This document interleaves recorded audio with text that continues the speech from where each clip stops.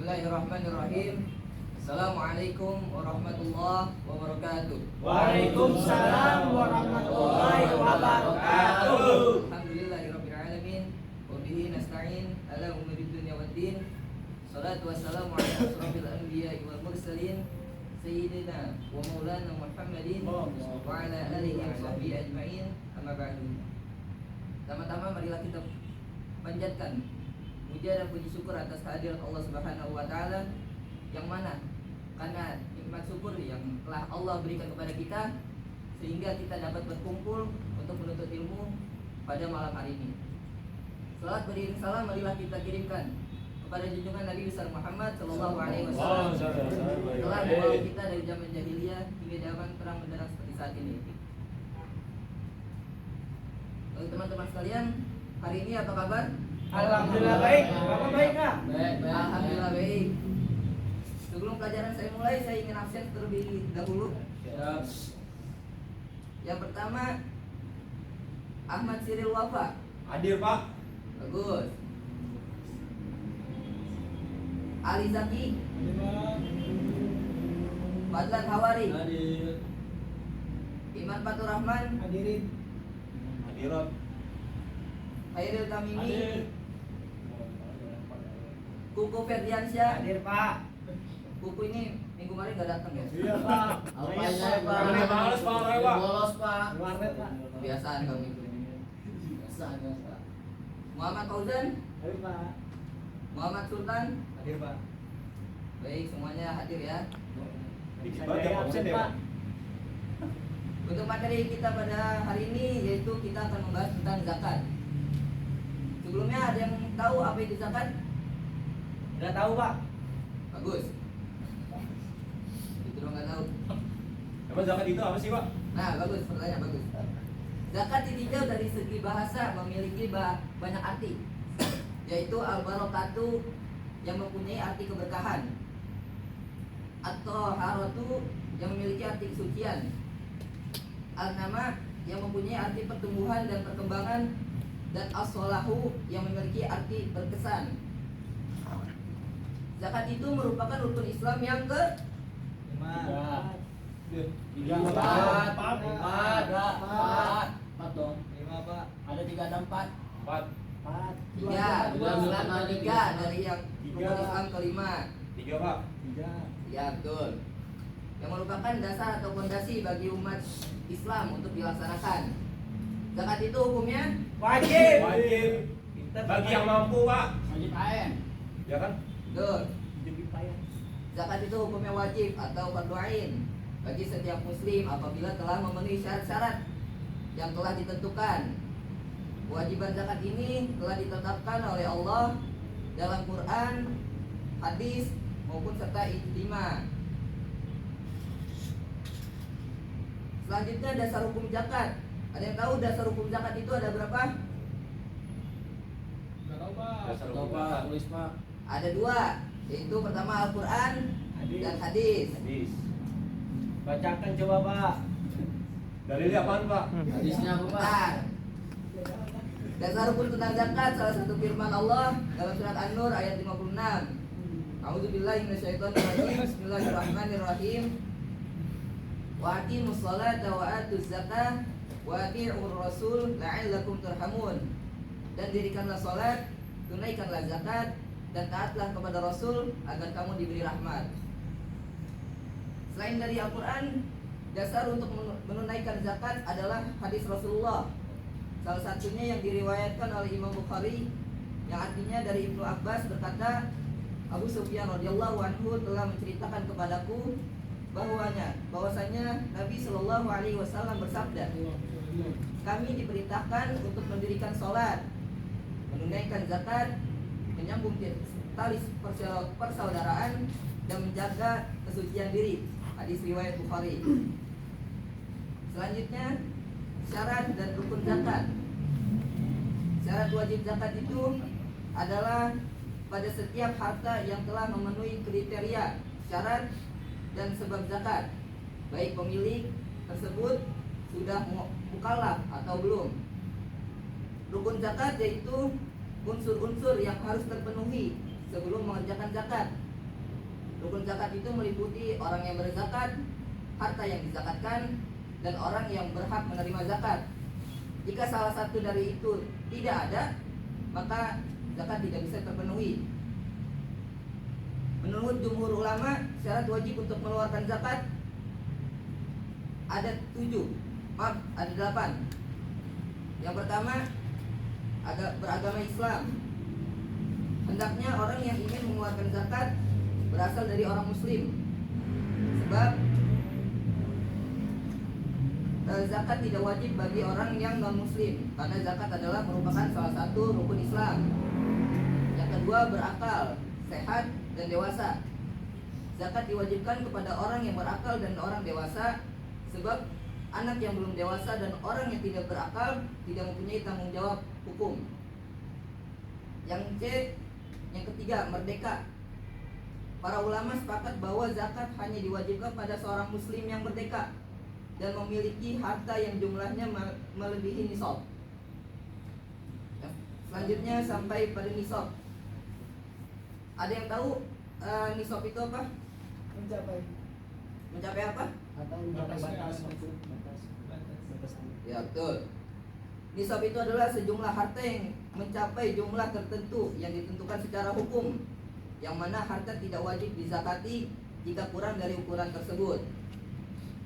Jadi nisab yang dimaksud itu adalah dari kebutuhan primer yang diperlukan, seperti pakaian, rumah, alat rumah tangga, mobil, dan lain sebagainya. Selanjutnya, berkembang secara real atau estimasi. Yang dimaksud berkembang secara real itu adalah harta yang dimiliki oleh seorang berpotensi untuk bertambah dan berkembang melalui kegiatan usaha maupun perdagangan.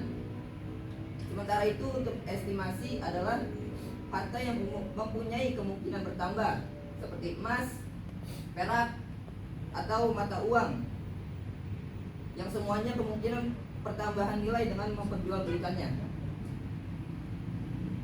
Yang selanjutnya adalah milik sempurna. Milik sempurna adalah kemampuan pemilik harta untuk mengontrol atau menguasai barang miliknya tanpa tercampur hak orang lain pada saat waktu datangnya kewajiban membayar zakat. Yang selanjutnya ialah cukup haul.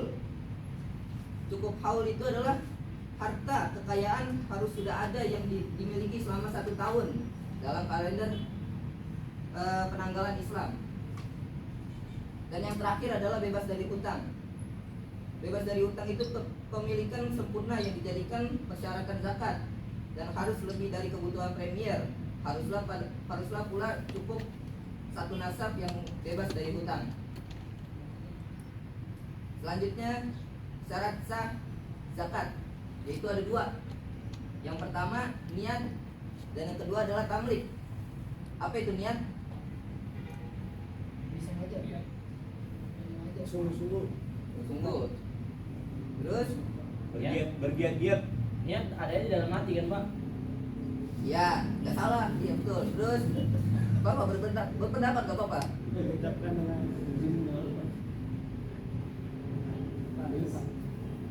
Niat, para fuqaha itu sepakat bahwa disyaratkan berniat untuk mengeluarkan zakat, yaitu niat ditujukan kepada Allah Subhanahu wa taala. Yang kedua itulah tamlik. Ada yang tahu arti tamlik? ada Pak. Gak ada, Pak. Tamlik itu memindahkan kepemilikan harta yang berhak menerimanya. Jadi kita berzakat, kita memindahkan harta kita pada orang yang berhak menerimanya. Selanjutnya adalah macam-macam zakat. Ada yang tahu macam-macam zakat? Saya tahu, Pak. Apa aku tuh? Zakat fitrah, zakat mal. Ya, betul. Dua doangnya, Dua Pak. apa? Iya, 2 apa? Iya benar, 2. Zakat fitrah, apa itu zakat fitrah? Zakat dengan beras, Pak. Ya, Dan betul. pokok. Betul. Zaman Nabi Buah-buahan pakai enggak. beras Pak. Apa? Bang zaman Nabi pakai beras. Gandum. Pakai gandum. Berarti Pakai gandum pakai kurma. Kalau dulu pakai kurma zaman Nabi. Jadi kalau pakai beras lebih anu Bang. Apa? Kalau pakai beras bisa Zakat fitrah adalah zakat yang diberitakan Nabi Muhammad kepada umat Islam pada tahun diwajibkan puasa Ramadan sampai hari terakhir bulan Ramadan sebelum sholat Idul Fitri. Idul Fitri Pak. Mohon maaf. Idul Adha mah haji Pak. Ya, mohon maaf lupa. Lebih tepatnya sebelum khatib naik mimbar. Zakat mal. Zakat mal itu adalah zakat yang berkaitan dengan kepemilikan harta tertentu dan memenuhi syarat tertentu. Macam-macam zakat mal itu bisa dengan tumbuh-tumbuhan, tambang, emas dan perak, perniagaan, dan binatang ternak. Selanjutnya adalah orang yang berhak menerima zakat. Allah berfirman dalam Al-Quran surat At-Taubah ayat 60, Innamas shadaqatu lil fuqara'il wal masakin wal 'amilina 'alaiha wal muwallaqati qulubuhum wa fir riqabi wal gharimina wa fi sabilillahi wa ibnis sabil fariidatun minallah wallahu 'alimun hakim. Sesungguhnya zakat-zakat itu hanyalah orang-orang fakir, orang-orang miskin, pengurus-pengurus zakat, para mu'alaf yang dibujuk hatinya untuk memerdekakan budak,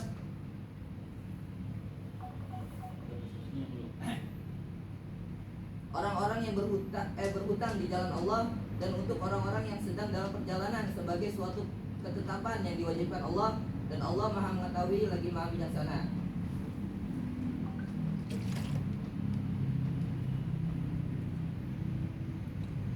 Selanjutnya di antara orang-orang yang berhak menerima zakat, yang pertama orang fakir.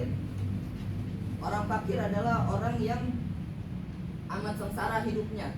Mereka tidak mempunyai harta, tidak memenuhi kebutuhan hidupnya sendiri serta keluarga seperti sandang, pangan, dan papan.